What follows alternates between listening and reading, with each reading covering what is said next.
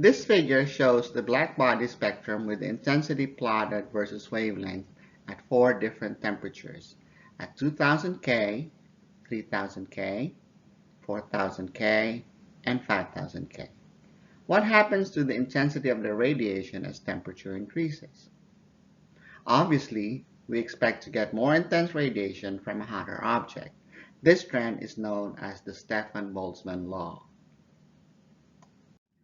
The Stefan-Boltzmann law is summarized by this equation, which says that the intensity of the blackbody radiation is directly proportional to the fourth power of the absolute temperature.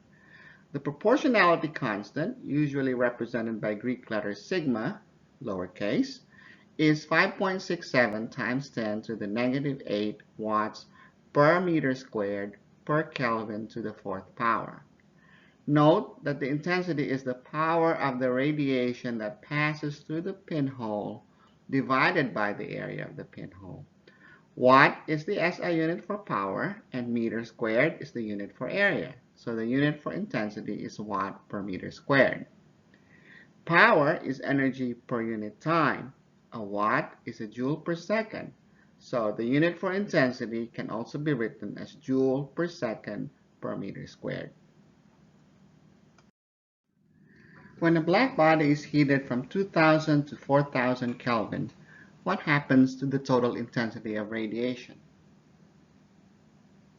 Since the temperature increased by a factor of 2 from 2000 to 4000, the intensity goes up by a factor of 16. 2 raised to the fourth power is 16.